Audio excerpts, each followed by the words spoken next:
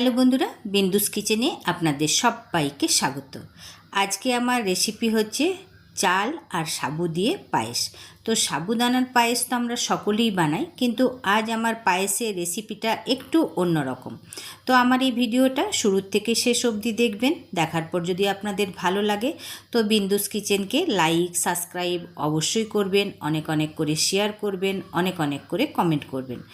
চলুন তাহলে আজকের রেসিপিটা আমি কিভাবে বানালাম সেটা একবার দেখে নেব। আজকে রেসিপিটা বানাবার জন্য আমি 1.5 লিটার দুধ আগে আমি জাল করে নিচ্ছি।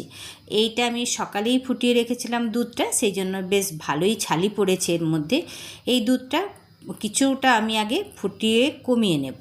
তো ফুটতে ফুটতেই না দুধটার মধ্যে আমি 2টো তেজপাতা দিয়েছিলাম। এইবারে দিয়ে দিচ্ছি চিনি। তো চিনির পরিমাণটা বা মিষ্টির পরিমাণটা আমি কম রেখেছি, হালকা মিষ্টি বানাবো। এইবারে আমি নিয়ে নিয়েছি 2 চামচ গোবিন্দভোগ আতপ চাল, কয়েকটা আমন্ড বাদাম আর কয়েকটা কাজু। এইটাকে আমি মিক্সির জারে এটাকে গুঁড়ো করে নেব। দুধটা বেশ অনেকক্ষণ ধরেই জাল হচ্ছে, তাই দেখুন অনেকটাই কমে এসছে, একটু গাঢ় হয়ে গেছে। এইবারে এখন এর মধ্যে আমি যে চাল বাদামের গুঁড়োটা বানিয়ে রেখেছি সেইটা দিয়ে দিচ্ছি।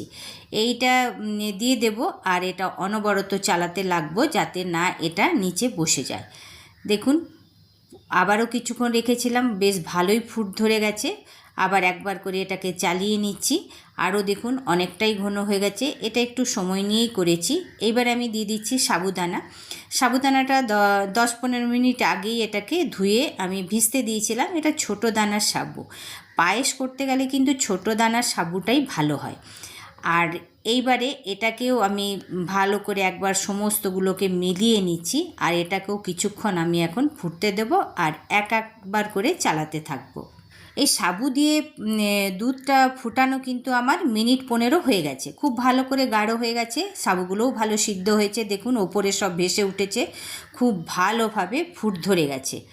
এইবারে এটাকে আবার 1-2 বার এটাকে এখন আমি চালিয়ে নিচ্ছি। এইবারে আমি কাস্টার্ড পাউডার নিয়েছি 1 চামচ, এটা ভ্যানিলা ফ্লেভারের কাস্টার্ড পাউডার। এইটা একটু আমি দুধ দিয়ে ভালো করে গুলে নিয়েছি। এইটা আমি এই পায়েসটার মধ্যে দিয়ে দেব। তার জন্য পায়েসটা খুব ভালো একটা ক্রিমি ভাব হবে, আর টেস্টটাও একটু আরও ভালো হবে, আর খুব তাড়াতাড়ি কিন্তু এটা ঘন হয়ে যাবে। তো এইটা আমি এক হাত দিয়ে দিতে থাকবো আর এক হাত দিয়ে চালাবো, কেননা কাস্টার্ড পাউডার নিচে কিন্তু খুব তাড়াতাড়ি লেগে যায়। তো খুব ভালো করে দিতে দিতে দেখুন আমি খুব ভালো করে চালিয়ে নিচ্ছি। চালাতে চালাতে কিন্তু বেশ অনেকটাই পায়েসটা দেখুন ঘন হয়ে গেছে। দেখুন এই রকমই রাখবো, কেননা এইটা যখন ঠান্ডা হয়ে যাবে তখন কিন্তু অনেকটাই গাঢ় হয়ে যাবে। এটাকে এখন আমি অফ করে দিচ্ছি।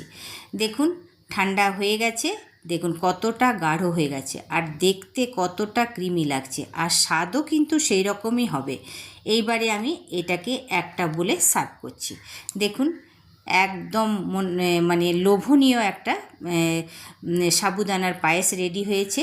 এবারে একটু আমি গার্নিশ করে নিচ্ছি একটু কাজু কিশমিশ দিয়ে, কেন পায়েসের মধ্যে যদি কাজু কিশমিশ দিয়ে বানাই তাহলে কিন্তু বাচ্চারা খায় না, মুখে পড়লে কিন্তু ফেলে দেয়, তাই ওপর থেকে একটু গার্নিশ করে দিচ্ছি।